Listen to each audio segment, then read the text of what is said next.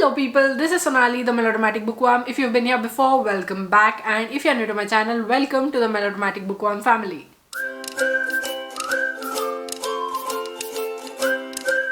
Also welcome to my May 2024 reading wrap-up. I read 18 books in May, a number that I am incredibly proud of, even though I was not able to tick off all the books that I had added to my TBR. But I was able to check off one of my secret projects, which was to read and review the International Booker Prize 2024 shortlist and predict the winner. I mean, the prediction itself didn't go that well, even though I'm personally proud of how the video turned out. But that's okay, can't do anything about it. They choose who they want to choose and all that. Am I a little salty though? Anyway, in today's reading wrap-up, I'm going to move away from my usual order. In all my reading wrap-ups, I always review them in chronological order. That which means that the book that I read first in that month will get reviewed first and the last one will get reviewed last. But today I'll be reviewing my May reads all out of whack, with the Booker set coming in first, then the last 5 books in a series coming in next, and then the remaining will come in the relevant order. So since there are 18 books to be reviewed in this video, let's get right on with my May 2024 reading wrap up, and let me share with you my thoughts about all the books that I read in May 2024. First up is the International Booker Prize 2024 shortlist. I won't go into much detail into these books because I've already done detailed reviews in that prediction video. If you'd like to go check that out, link will be here as well as in the description box below. I kicked off my international booker journey with Crooked Plow, which was written by Itamar Vieira Jr. and translated by Johnny Lorenz. This is set in Brazil's Bahia hinterland, where a huge settlement exists of people who escaped slavery and their descendants who are now living in bonded labor. 2 sisters living in this settlement find a knife when they are going through their grandmother's suitcase, and out of curiosity they taste it and one of them loses her tongue. We go from looking at the sisters' lives to the family's life to the Bahian community as a whole to the larger class system and to the whole idea of what it means to be a nation. The story is poignant, compelling and magical in places, but it is also slow and tedious. You need to have a lot of patience with the story because it can become a little hazy at times. But it is a great story with a cast of characters who are layered and unpredictable, the experience of bonded laborers, and a peek into a culture with an earthly awareness. I loved it. The next book that I read from the shortlist was Not a River by Selva Almada and translated from the Spanish into English by Annie McDermott. And this is a short book full of feeling, and it is set on an Argentinian island, and it follows its locals and 4 men who arrive on the banks of this island to fish in the river. These men manage to capture a huge stingray and they hang it from a tree where, now that it's exposed to the elements, it starts rotting. Now some locals see this and they are instantly furious at the casual way in which these men are treating the fauna of the island. How this fury simmers in the locals' minds and hearts and how it manifests itself is what this book is about in a nutshell. You know, they say look at the bigger picture, but in this case it is actually true because the bigger picture here is a vivid storyscape of a river, of human violence, of arrogant masculinity and of assumed righteousness. So basically, I'm so glad that I read this book. I loved it and I'm so glad that I was introduced to Selva Almada. And then my favorite from the lot, The Details by Ia Genberg and translated from the Swedish into English by Kira Josephson. And oh my god, this was such a good book, such a well-written book. I finished this in one sitting, it's so good. In this book, we follow Johanna, who is a radio and TV presenter, Nikki, a mercurial friend who has disappeared, Alejandro, a musician who doesn't have much clarity but he has lots of confidence, and Bridget, who is a woman living in pain.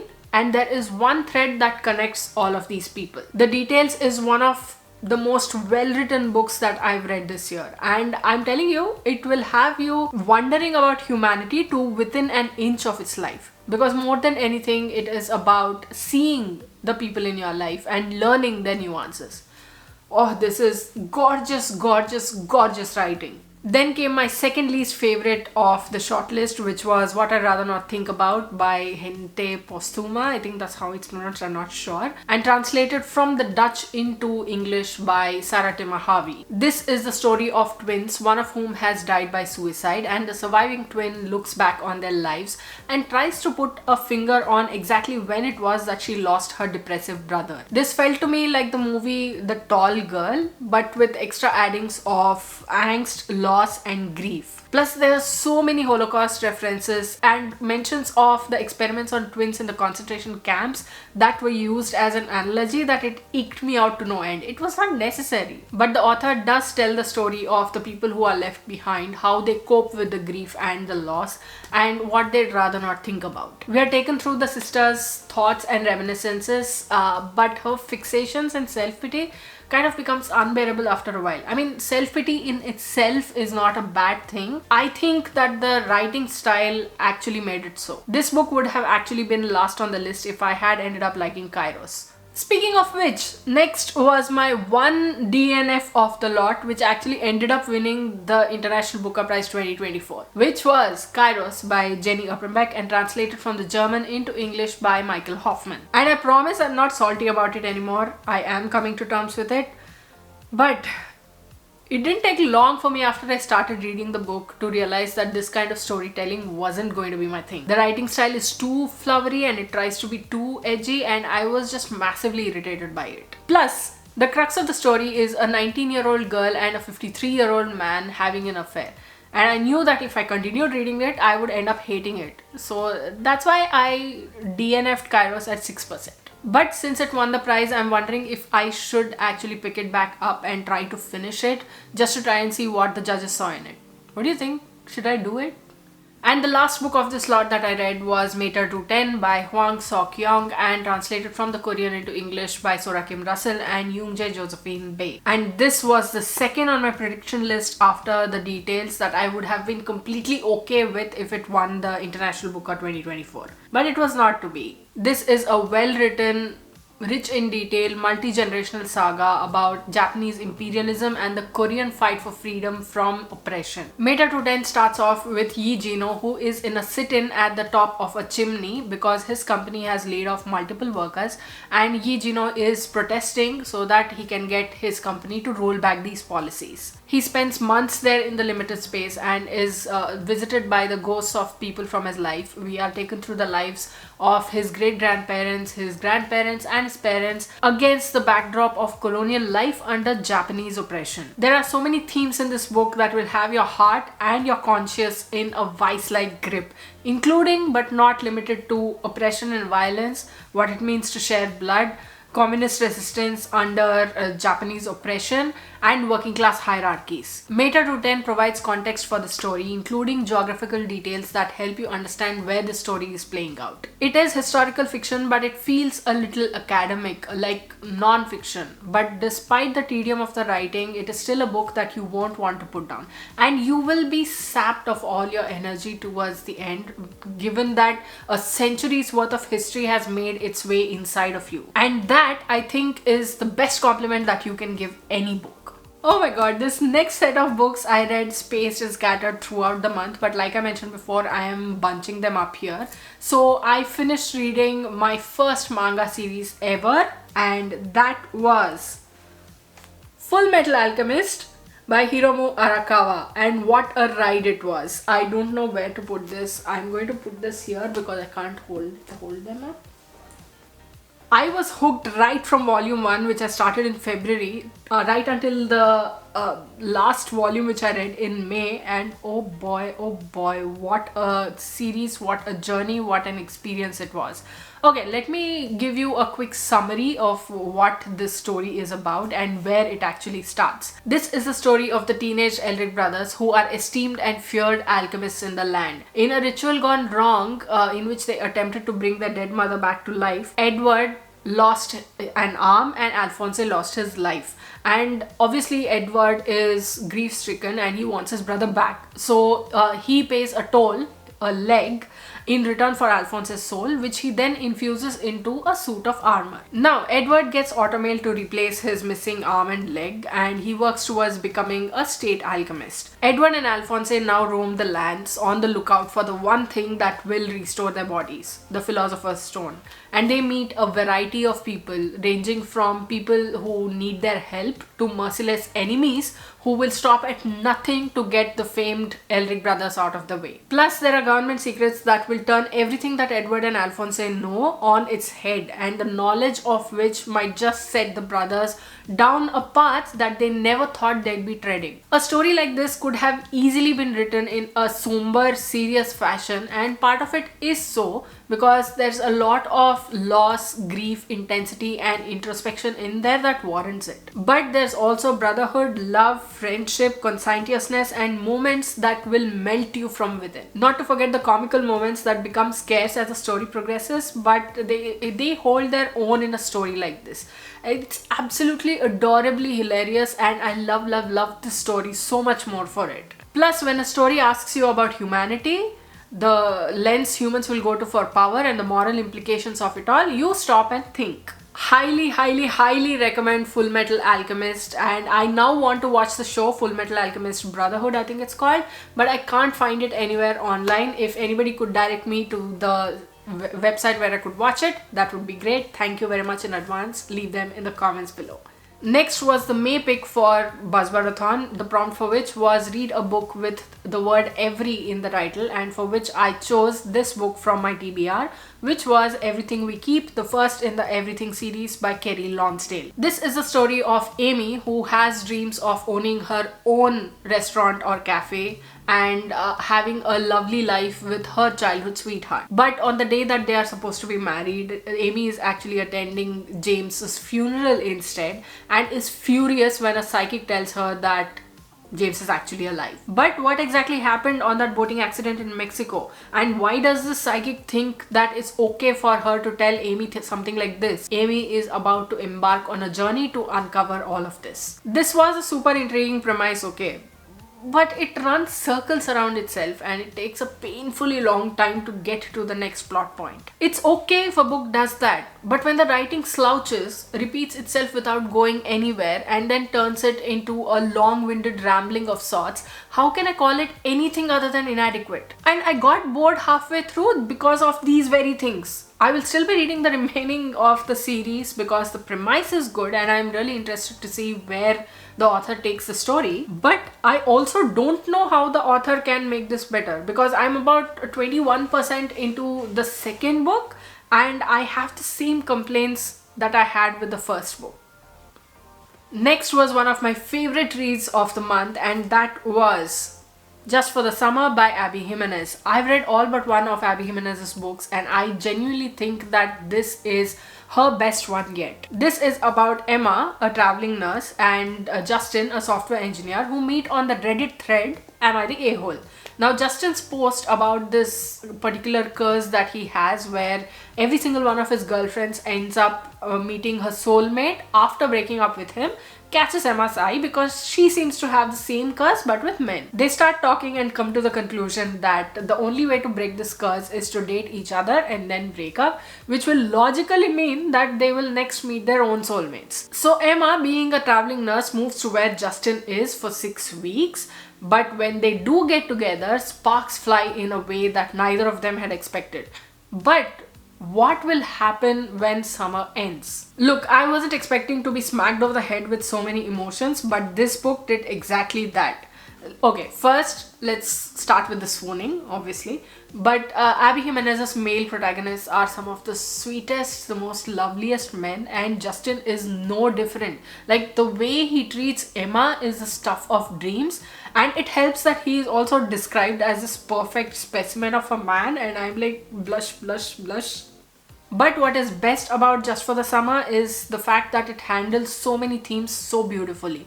Mental illness rep, including PTSD, check. Parental neglect and abandonment and the resulting trauma, check. Substance abuse, check. This book will have you laughing at how effortlessly funny the banter is and crying at the weight of these themes. Like, you want to scream at the characters for doing the exact opposite of what you want them to do, but then when you feel the weight of the experiences and the traumas of these characters settling down on your shoulders, you just shush the heck up, wishing that you could hug them. It's lovely, it's gorgeous, it's funny, it's emotional, it's moving, and it can be triggering, but in the end it is one of my favorite books of May 2024, of 2024 even. Next was a subscriber pick for the month of April, which I finished in May, which was On Earth We're Briefly Gorgeous by Ocean Vuong. I've done a full reading vlog in which I've spoken about the book and I've shared my thoughts about it. I mean, that's what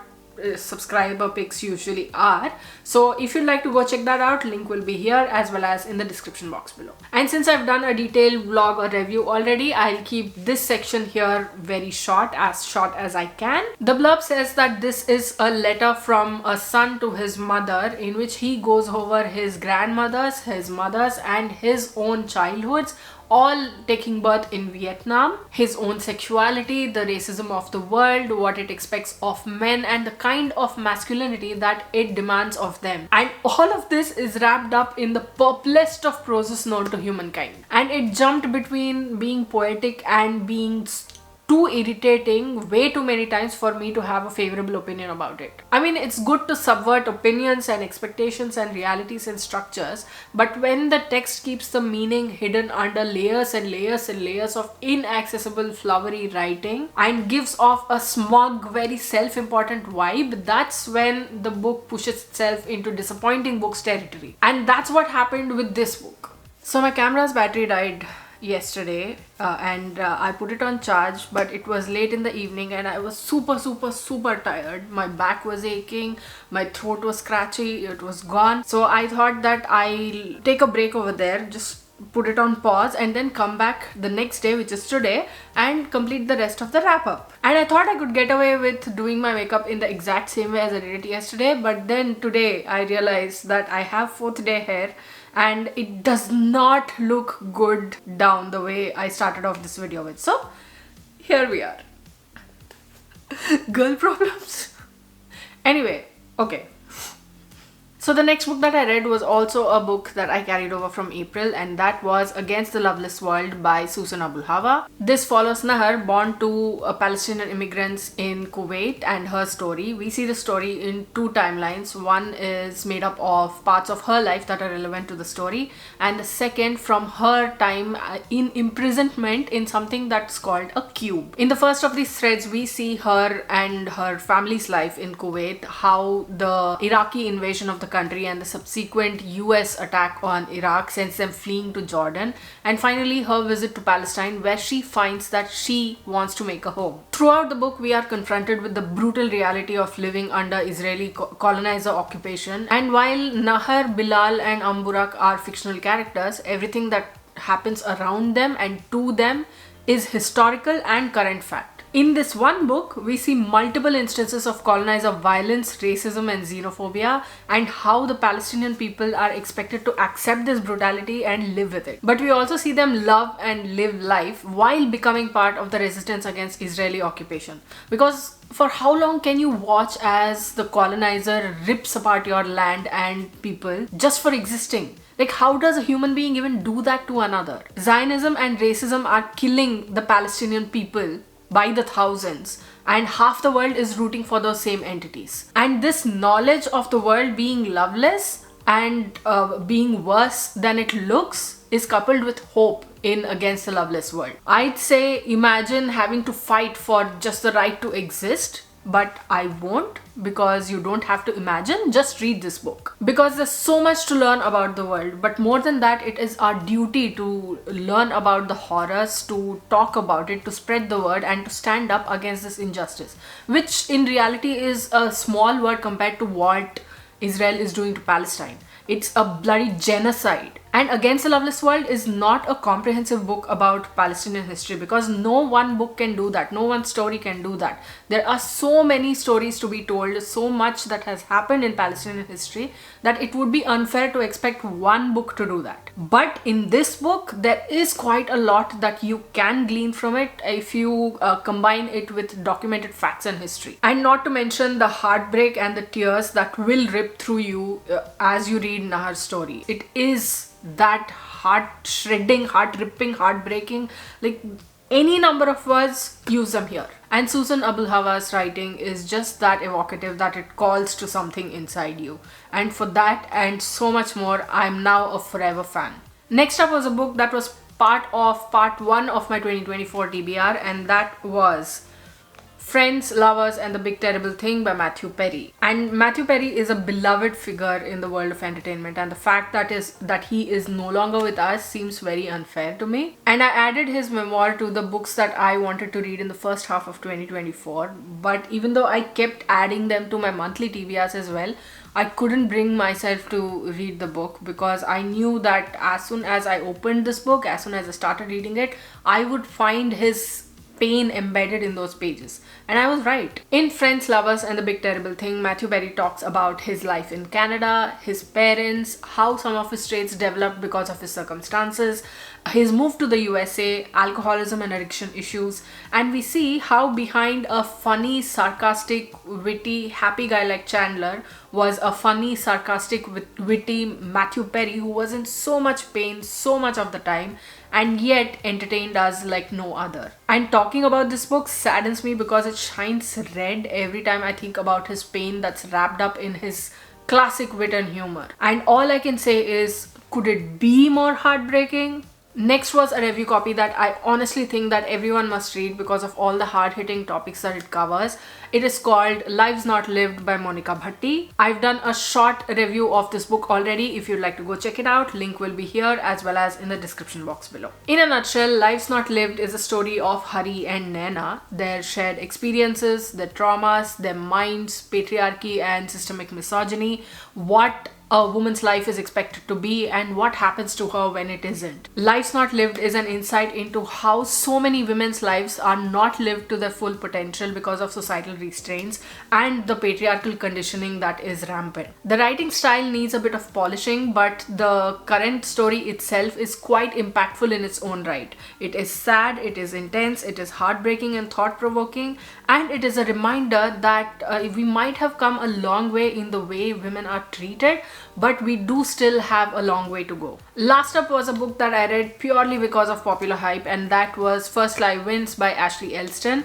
And I had the library book with me until yesterday. If I had filmed this yesterday, you would have seen that, but had to return it to the library. This was a Reese's book club pick and also by a book club that is run on Instagram by a mutual, and it was the latter that pushed me into actually getting this book and reading it. This is about Evie Porter, who as part of a job is preparing to put down roots in a small town with a guy called Ryan.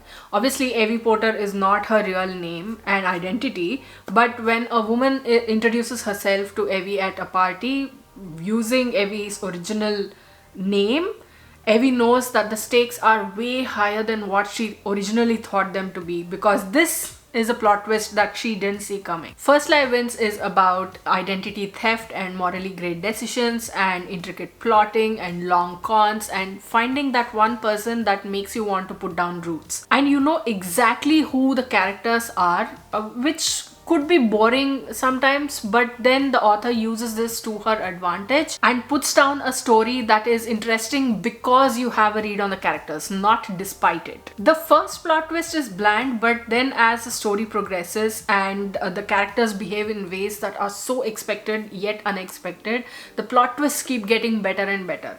But if you know the show Bones, you'll know that it has a character called Pillant who has a major villain arc and whose main MO is he hacked into it, which is in some ways lazy and too convenient writing, and this book in some parts felt like that. Plus, First Lie Wins takes too long to move and the story seems stagnant in places, and I would say that it would have been a great book if it were in the 270-280 page ballpark. That's not to say that this isn't an entertaining read. If you'd ask me if I would recommend this book, I'd say absolutely yes. So those were the books and ebooks that I read in May 2024. What did you think of my May 2024 reading wrap up? Have you read any of these books? What did you think of them? What did you read in May 2024? Did you find any favorites? Let me know in the comments below. I'd love to hear from you. If you like this video, please like it and share it to spread the word. And if you like my content and would like to see more from me, don't forget to hit subscribe and click on the bell icon beside the subscribe button to get notified as and when I post new videos. Thanks for watching. I'll see you in the next video. Until next time, keep reading, keep watching, and add melodrama to your life.